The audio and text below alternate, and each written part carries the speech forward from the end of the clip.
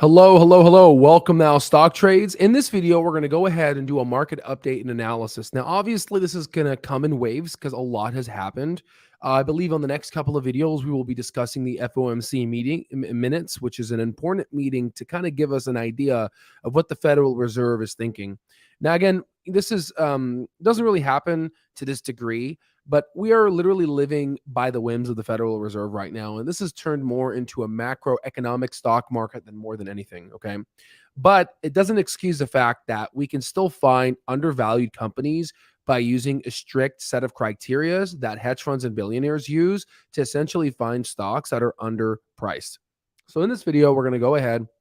I'm going to save you some time and we're going to go in and essentially go through a couple of key things that I'm looking at as I am tracking the ultimate bottom of the market. So we're going to go ahead and start with US home sales. So they are continuing to decline. So if you're looking for a home, this is something that will definitely benefit you.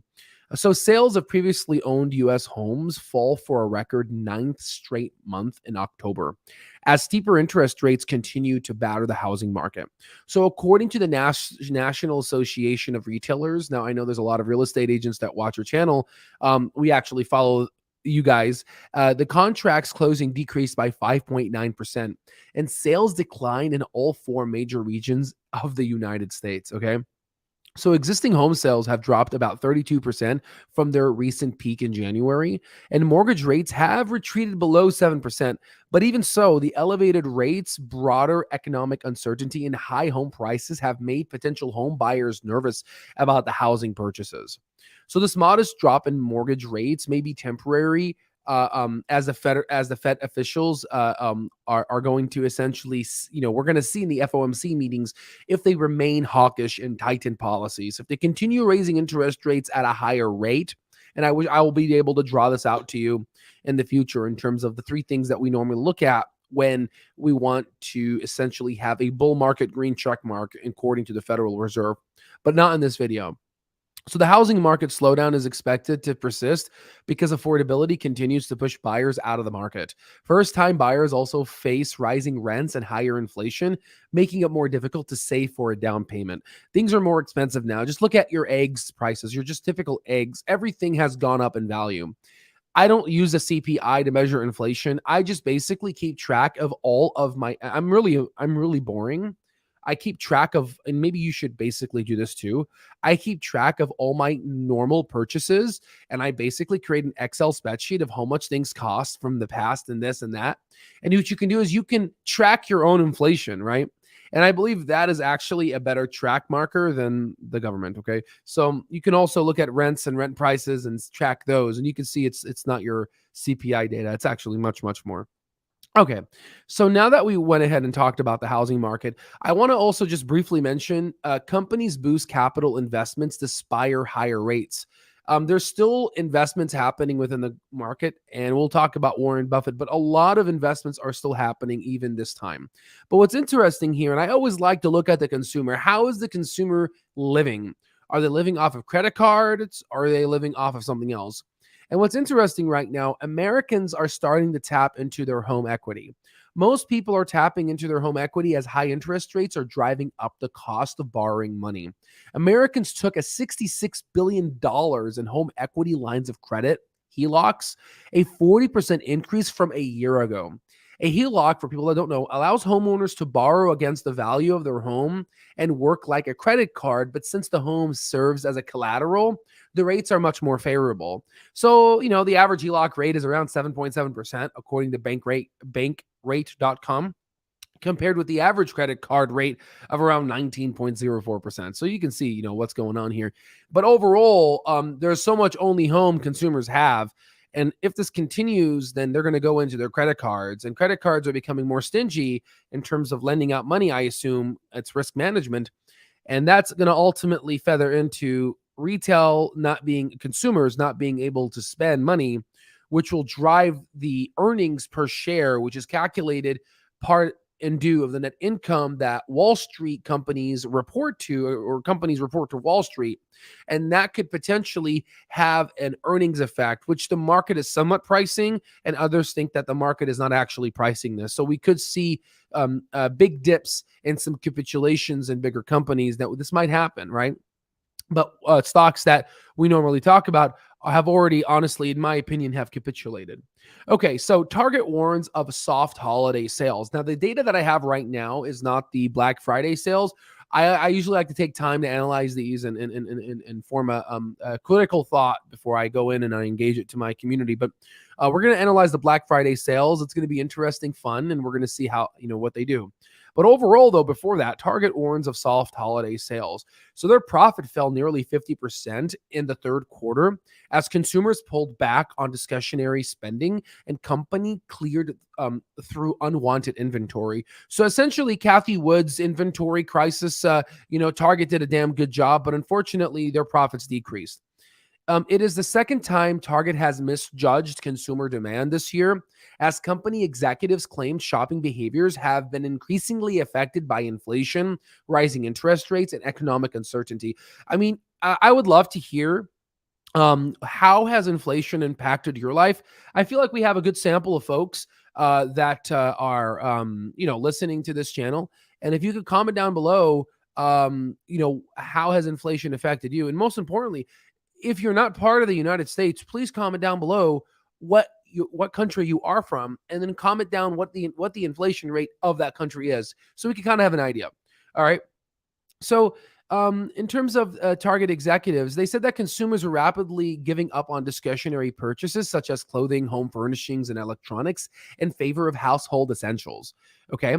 So retailers face really an uncertain holiday season, and many expect the challenging environment to linger into 2023.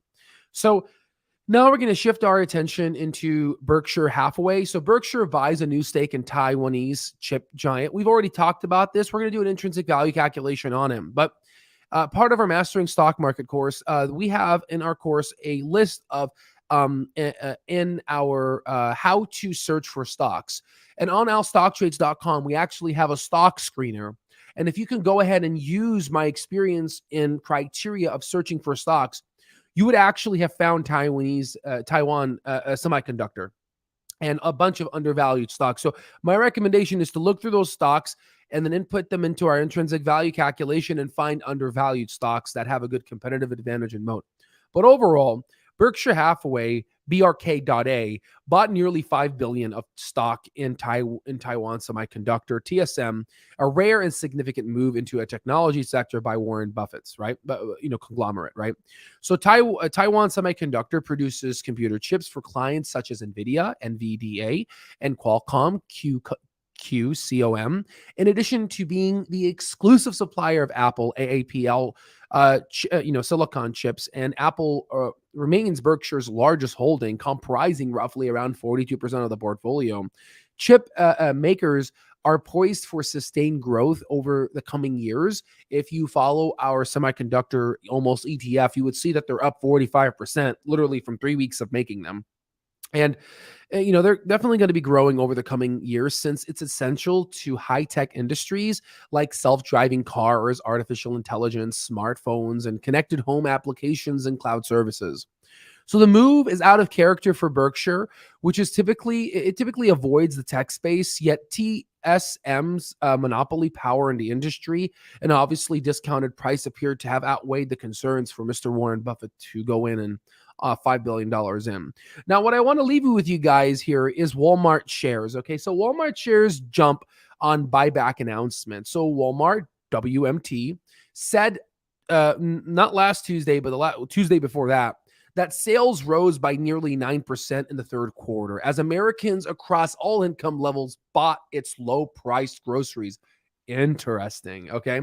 So the company posted a third quarter loss of $1.8 billion due to $3.3 billion in legal settlements to resolve U.S. states and local lawsuits accusing them of mishandling the opioid pain drugs. All the physicians, you guys know this, big deal here. Despite this, though, it still beats Wall Street expectations and race forward guidance. The retailer also announced a $20 billion share buyback program, which pushed its shares to a 6-month high. Now, what I want to do is I'm going to just take a little quick note here for me, because what I want to do is I want to look at XLK and a couple of other ETFs and look at insiders buying. Okay, because a lot of people on CNBC, you've been seeing me make videos on CNBC, they've been unfortunately saying, oh, don't buy the dip. But it's funny because usually insiders are buying. In fact, if you look at Chinese stocks, they went on high when we found the pattern. We talked about it a week, 2 weeks before that. So it's interesting. You really can't trust the media anymore. Maybe I'm just getting older, but honestly, I think it was always like that. Okay, so Walmart results boosted the share price of other major retailers, including Target itself, Costco, Macy's, providing hope for a sustained consumer spending. Now, Mr. John David Rainey, which is Walmart's CFO, he said that in this period of macroeconomic uncertainty, we're well equipped to continue gaining market share in the environment where consumers need to stretch their dollar further. So overall, what does all this mean, and why am I basically looking at these? Well, the thing is, I don't really trust government reporting. I really don't. I look at it, I process it, and I interpret it. But honestly, I rather trust the businesses that actually deal with the consumers at hand to tell me what's going on with the economy. But you just can't just look at Target or Walmart. You got to look at all of them, and you have to analyze them. And you have to create your own investment thesis. And you really have to learn critical thinking skills, because unfortunately, no one is going to basically spoon feed you information. Now, we love to break down this information to you guys to help retail investors thrive, because that's the mission of Our Stock Trades. Now, speaking of our stock trades, we are having our Black Friday sale. We have been featured on Bloomberg, NASDAQ, Yahoo Finance, MarketWatch, and Benzinga. You can go to owlstocktrades.com and use the coupon code Black Friday, and we'll be ending this very shortly. So take advantage over $500 off our mastering or bundled course here. So definitely take advantage of this. It's one of the biggest sales that we're going to have, and we're going to be increasing the prices after the holidays. So definitely take advantage of that. Overall, it's always a privilege to serve you guys. Please comment down below what you guys think about the inflation. How has it affected your spending? Are you spending more Black Friday? Are you part of the statistic of essentially feeding off of your HELOC, or are you working on credit cards now until the economy sustains itself? Overall, guys, it's a privilege, and I'll see you on the next one.